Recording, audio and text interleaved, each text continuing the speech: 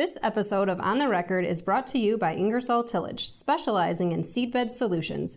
Whatever seedbed challenges you have, Ingersoll can give you the right tools to get the job done. For more information, visit ingersolltillage.com. I'm Executive Editor Kim Schmidt. Happy New Year and welcome to On the Record. Here's an update on what's currently impacting the ag equipment industry.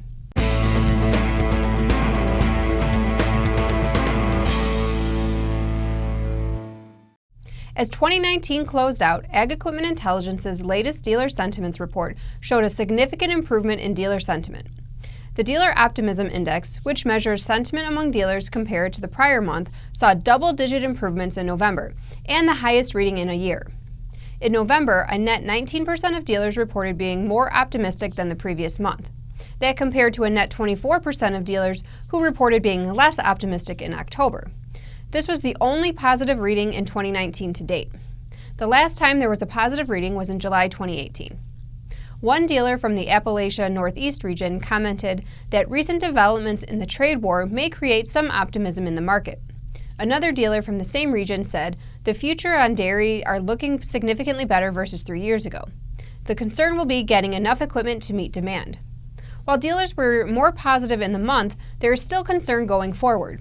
One dealer from the Lake State's Northern Plains regions summed up the concern saying, "The ag market is very unstable. Yields are down and prices are soft. Dairy farmers are trying to catch up. Beef is stable but not very profitable. We are seeing consolidation, retirement, or exiting farmers.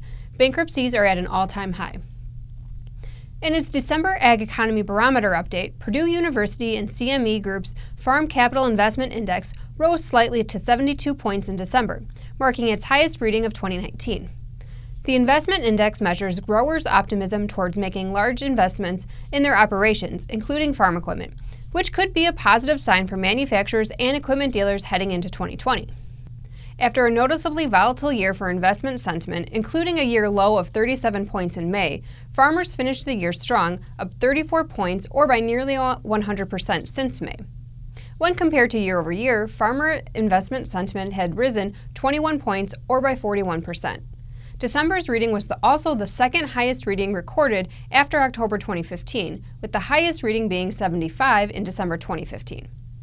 This week's Dealers on the Move is Platte Valley Equipment. The 4-store John Deere dealership in Nebraska broke ground on a new flagship facility in Fremont, Nebraska. The new facility will replace the existing Fremont store and will be 55,000 square feet in all, including 30,000 square feet for the service shop and a dedicated training facility. Jack Zemlicka is on assignment this week at the Precision Farming Dealer Summit and National No-Tillage Conference in St. Louis, but he sent us this report.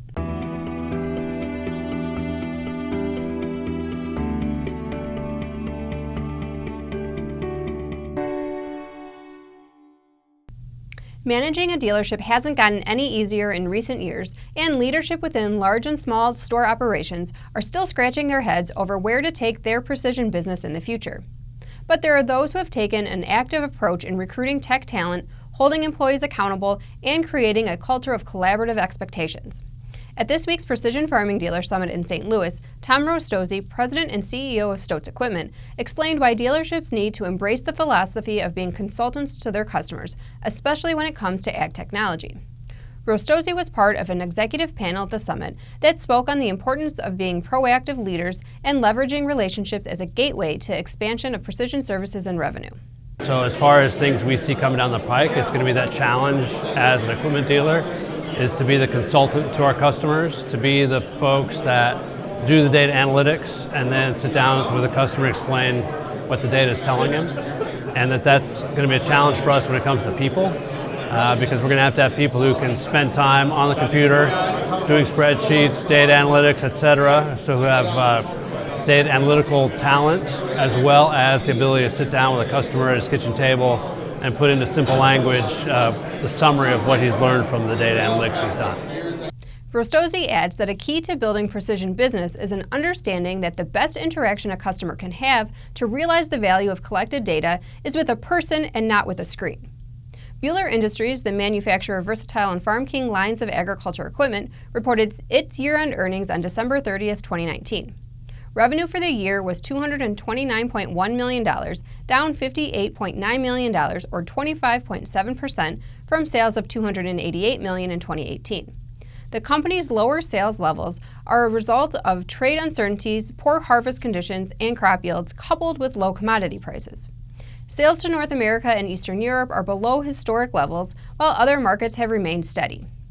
However, gross profit rose to $10.3 million, an increase of $6.8 million from 2018, as a result of Buehler's efforts on margin improvement during the year. While 2019 showed a net loss of $29.5 million, it was a $20 million improvement over 2018's net loss. Despite the decline in revenues, 2019 saw the introduction of the Nemesis mid-range tractor, along with an OEM agreement to manufacture the tractor for Kubota as well. In addition, Versatile added 14 dealers in 2019. Bankers reported to the Dallas Federal Reserve Bank's fourth quarter ag survey reported overall weaker conditions across most regions of the 11th District, which consists of Texas, northern Louisiana, and southern New Mexico. Demand for agricultural loans continued to decline during the final quarter of 2019, with the Loan Demand Index registering its 17th quarter in negative territory. According to the survey results, loan renewals and extensions increased, and the rate of loan repayment continued to decline. Loan volume fell across all major categories compared with a year ago. Some 23% of bankers reported their volume of farm machinery loans was down in the fourth quarter versus the same period a year ago. Less than 4% of ag lenders indicated their loans for ag equipment were up during the quarter. Nearly 19% of the bankers also reported that they had tightened their credit standards for farm loans at their banks in the fourth quarter, while none said that they loosened their standards during the latest reporting period. Despite the ongoing sluggishness in agriculture, the value of good cropland held mostly steady in 2019, and according to Agricultural Landowner Services Company, Farmers National Company, more of the same is expected in 2020. While 2019 sales of farmland started off slowly, the company said it saw a 25% increase in acres sold versus the previous year. This was the highest sales volume since 2014. Land values in 2019 continued to buck the prevailing doldrums in agriculture to hold steady or even increase slightly in some instances, except for the most stressed areas or segments such as dairy.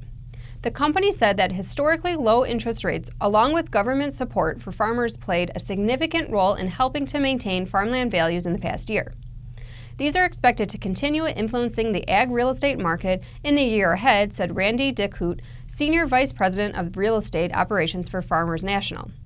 Overall, agriculture is in adequate financial shape, but there are individual and regional concerns, he says. You take an area like Wisconsin, with a high concentration of owner-operated smaller dairies that have been under a lot of financial stress, and they're also aging out, not only the producer themselves, but their facilities. It's happening in upstate New York. And now from the Implement and Tractor Archive. John Deere's introduction of the 4010 began what the book Tractors refers to as the horsepower wars of 1961. The Deere 4010 featured cutting-edge looks and state-of-the-art ease of operation. On top of that, though, it offered 10 more horsepower than any of the competitive row crop machines on the market. The 410 had 37% more power than the International Harvester's 560. The competition responded, and between 1963 and 1965, all major tractor manufacturers substantially revised their models to compete with Deere. In 1963, Deere rolled out the revised 4020 with 83 horsepower at the drawbar and once again took over the #1 spot. As always, we welcome your feedback. You can send comments and story suggestions to kschmidt@lessitermedia.com. Until next time, thanks for joining us.